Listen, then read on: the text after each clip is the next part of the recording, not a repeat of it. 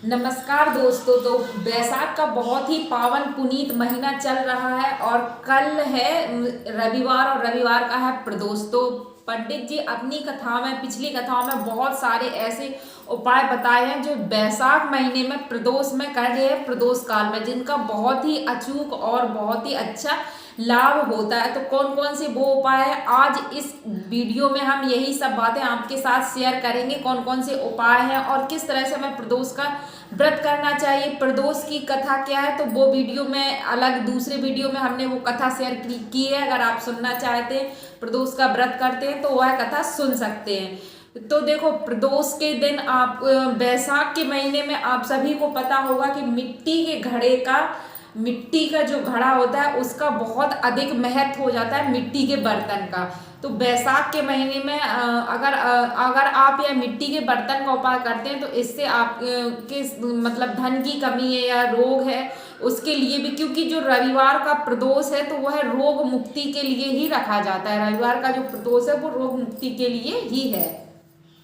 तो अगर आप बीमारी से परेशान है या किसी भी तरह की कोई भी शरीर में आपके में विकार है, तो रविवार के दिन आप, रविवार का जो प्रदोष पड़ रहा है, अभी कल है रविवार का प्रदोष, तो उसके लिए आप यह उपाय जरूर से करें, निश्चित ही आपको लाभ की प्राप्ति होगी। तो आपको क्या करना है, एक मिट्टी का मटका होता है, या छोटा या बड़ा जिस भी तरह का है, वो मटका एक ले लीजिए, या रखा है पुराना तो वही ले सकते हैं आप। और इसमें जल भर के आपको रात्रि में अच्छे से उसे धुल के साफ करके जल भर के रात्रि में रख देंगे पूरी रात्रि, क्योंकि जो पूजा के लिए जल होता है वो रात्रि में पहले से ही भर के रख देना चाहिए। ज़्यादातर लोग क्या करते हैं, पूजा के लिए तुरंत ही जल लेते हैं और उसी की पूजा करते हैं, लेकिन ऐसा नहीं करना चाहिए। आपको जो पूजा के लिए जल हो वो पहले से भर के रख लेना चाहिए। कहा जाता है कि जो जल आप भर के रखते हैं मिट्टी के बर्तन में, खासकर मिट्टी के बर्तन में, तो आपके घर के जो आपके घर में कोई भी पितृ दोष है, काल सर्प दोष है, या किसी भी तरह की कोई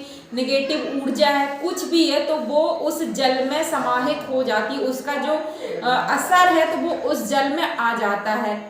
आपने अगर रात्रि में जल भर के रखा है, या आपने सीधा नल से कहीं से बाहर से जल लेके शिव जी को चढ़ाते हैं, तो उसका इतना अधिक महत्व नहीं होता है। लेकिन आपने जो घर में जल भर के अपने घर में रात्रि भर रखा है तो उसका बहुत अधिक इसलिए महत्व बढ़ जाता है। अब आपने मटके में जल भर के रात्रि को रख दिया है, फिर आपको क्या करना है, एक बेलपत्र अगर आपको मिल जाती है, एक से अधिक भी मिले, क्योंकि प्रदोष में बेलपत्र का बहुत अधिक महत्व होता है, तो बेलपत्री आपको पहले से रख लेनी है। रात्रि में अगर आपको एक दिन पहले बेलपत्री मिल जाती है तो उसमें आप घड़े में रात्रि में ही डाल के रख दीजिए और कलश को अच्छे से ढक के रख देंगे। सुबह ये जल जो आपने कलश में रखा है, उस जल को आप तांबे के पात्र में भरेंगे, या छोटा सा मिट्टी का कलश है तो वो भी ले सकते हैं, कलश को भी लेके आप मंदिर जा सकते हैं। नहीं तो ये जो जल है आप तांबे के बर्तन में रख लीजिए, भर लीजिए, और उसी में वह बेलपत्र भी डाल लीजिए। अब आपको क्या करना है, पूरे घर में ये जो जल है वो घुमा देना है। पहली बात तो अगर आपने रात्रि में भर के रखा है तो वैसे ही उसमें आपके घर की जो नेगेटिव ऊर्जा है या जो भी दोष है वो उसमें समाहित हो जाता है। फिर भी आप जल का वो पात्र घर में घुमा दीजिए। और क्या करना है आपको, अब जो पूजन की सामग्री है, जैसे चावल है, प्रसाद है, वो सब भी आपको लेके शिवालय जाना और शिव जी को धीरे धीरे समर्पित कर देना है। अगर आपने बीमारी के लिए यह किया है उपाय, तो थोड़ा सा जल लेके आइए और आचमन करा दीजिए जो व्यक्ति बीमार है उसको। और अगर बीमारी के लिए नहीं किया तो अपने बस नैनों पर लगा लीजिए और महादेव से प्रार्थना करिए कि हमारे घर में सुख संपत्ति और लक्ष्मी माता बनी रहे और आपकी कृपा इसी तरह से हमारे ऊपर बरसती रहे। तो बस आपको तो ये एक उपाय हो गया। अब देखते दूसरा उपाय है। तो शाम के समय, जैसा कि आप सभी को पता है, अगर आप हमारे वीडियोस देखते हैं तो बहुत सारी मैंने इस तरह की जो बैसाख के महीने की कथा है वो शेयर करी है कि बैसाख के महीने में हमें पीपल की पूजा करनी चाहिए, पीपल को सींचना चाहिए। और बैसाख के महीने में बरगद की भी पूजा की जाती है। बरगद के वृक्ष में जल दान करने से बहुत अधिक पुण्य फल की प्राप्ति होती है। बहुत सारे हमारे दोस्त खत्म हो जाते हैं, आप सबको पता होगा कि मदार का जो आंकड़े का वृक्ष है उसके फूल की महत्ता वैशाख के महीने में बहुत अधिक बढ़ जाती है। वो ऐसा क्यों होता है? अगर आपके आसपास पौधा है आक का, तो आपने देखा होगा, वैसे तो मेरे घर में है, आपने कई वीडियोस में वह पेड़ देखा भी होगा। जो आंकड़े का पौधा है उसकी 3-4 साल का पेड़ है, काफी बड़ा हमारा पेड़ हो चुका है और मैं उसकी नित्य प्रतिदिन पूजा करती हूँ। मैं जो भी आपको ये जो उपाय बताती हूँ तो ये सारे उपाय मैंने खुद किए हैं, क्योंकि ऐसा कोई नहीं है जिसके जीवन में कुछ ना कुछ परेशानियां ना हो।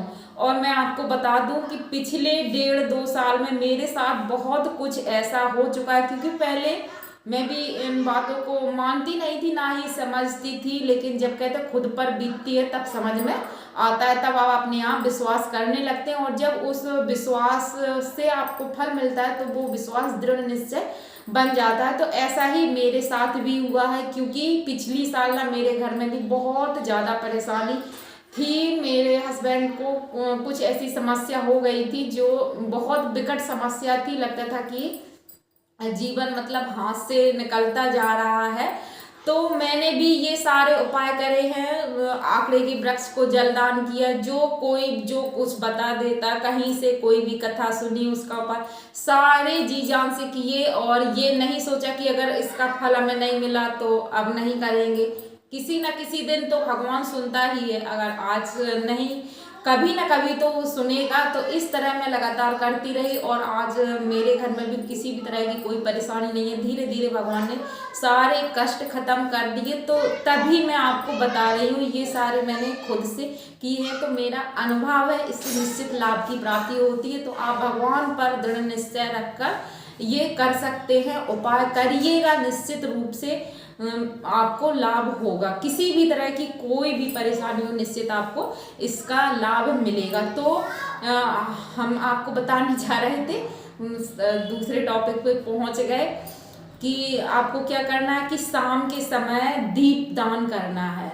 दीप दान या तो आप पीपल के वृक्ष के नीचे चले जाइए, या फिर बेलपत्री का तो बहुत अधिक महत्व गुरुदेव बताते हैं बहुत सारी कथाओं। बेलपत्री में स्वयं भगवान का वास होता है, माता लक्ष्मी भी शाम के समय निवास करती है। तो आप धन लक्ष्मी माँ के लिए ये भी है उपाय कर सकते हैं। और बीमारी के लिए भी, कोई सी भी परेशानी, आप दीप जरूर से लगाइए। मैंने भी लगाए हैं।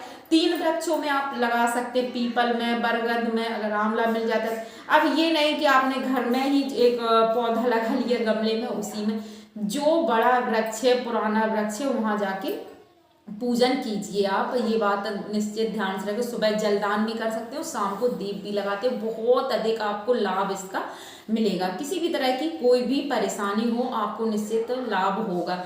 तो आपको 3 दीपक लेके जाने हैं, किसी भी एक वृक्ष के नीचे आप 3 दीपक ले। तो पीपल के नीचे, पीपल की तो बहुत अधिक महत्वता है।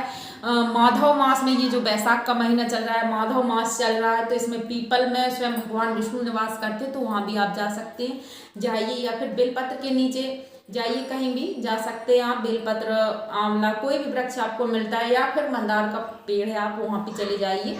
आपको 3 दीपक लेके जाना है, उसमें एक में गोल बत्ती और 2 में आपको लंबी बत्ती रखनी है। ये बात का आप ध्यान रखें, 3 दीपक, 2 लंबी बत्ती के और 1 गोल बत्ती। सबसे पहले आपको गोल बत्ती का दीपक जलाना है, इस तरह अपनी हथेली पर रखना है, और अपने जो आपके कष्ट हैं, परेशानी है, भगवान का, शिव जी का ध्यान करके, या फिर विष्णु, जिसको आप अपना इष्ट देवता मानते हो, उनका ध्यान करके। भगवान सब एक हैं, बस हमारी भावना अलग है। हम किसको, शिव जी को मानते हैं, या विष्णु भगवान को, या राधा रानी को, सभी एक हैं। तो आप अपने इष्ट का ध्यान करिए, और दीपक प्रज्वलित करके हम दीपक को ध्यान करके, आंखें बंद करके दीपक को हम वहीं पेड़ के नीचे रख देंगे।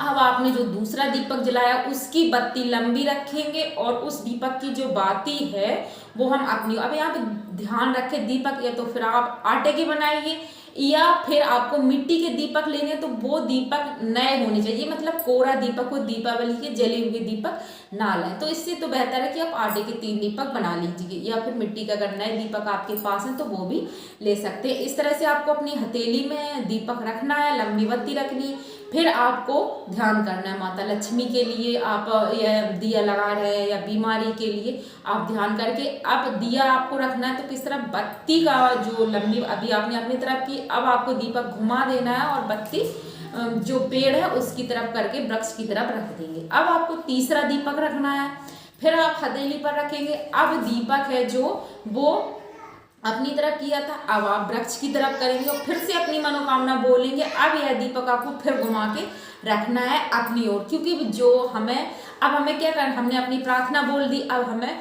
उनसे आशीर्वाद चाहिए। तो ये दीपक की जो बात है आप अपनी ओर करके रख देंगे, वहीं प्रार्थना करेंगे, थोड़ी देर बैठेंगे। अब ये कब करना है, संध्या के समय, संध्या के समय मतलब गोधूली के समय। तो वीडियो बहुत ज़्यादा लंबी होती जा रही है, तो अब हम जो भी और उपाय है वो कल के वीडियो में आपको बताएंगे। तो क्या करना है, हमें शाम के समय जाना है, गोधूली की बेला मतलब 7 बजे के बाद आप जाइए। पहले नहा धो लीजिए और इसके बाद 7 बजे के बाद आप जाइए, क्योंकि तभी सूर्य अस्त होता है। तो सूर्य अस्त होने से पहले हमें यह उपाय करना है, सूर्य अस्त हो रहा हो, ये बात का ध्यान रखें। बहुत से लोग शाम के समय जब पूजा आरती करते हैं तो ये गलती कर देते हैं कि जब सूर्य अस्त हो जाता है तो उसको संध्या वेला मानते हैं और दीप प्रज्वलित करते हैं। तो दीप प्रज्वलित करने का यह नियम होता है कि सूर्य अस्त ना हो पाए, अंधेरा हो ना पाए, सूर्य अस्त होने से पहले आप दीपक प्रज्वलित कर दीजिए। भले आप आरती बाद में करें, लेकिन अपने घर के मंदिर में दीप जला दीजिए। दीप पहले भी घर में होती थी, शाम के समय संध्या बाती की जाती थी तो दिया जो लालटेन लैंप होती थी तो वो लोग जलाते थे अंधेरा होने से पहले, क्योंकि अंधेरा होने से पहले हमने दीपक जला दिया, अपने घर में अंधेरा नहीं होने दिया। तो अंधेरा कभी नहीं होगा आपके घर में, हमेशा रोशनी रहेगी। माता की कृपा, लक्ष्मी माता की कृपा हमेशा बनी रहेगी। तो वीडियो आपको कैसा लगा कमेंट में बताइएगा जरूर। अगर वीडियो आपको अच्छी लगती है तो एक लाइक, और जय माता लक्ष्मी या श्री शिवाय नमस्तुभ्यम भगवान का कोई जो आपकी इष्ट देवता है उनका नाम जरूर से लिखिएगा। मिलते हैं ऐसे ही दूसरी वीडियो में, तब तक के लिए श्री शिवाय नमस्तुभ्यम।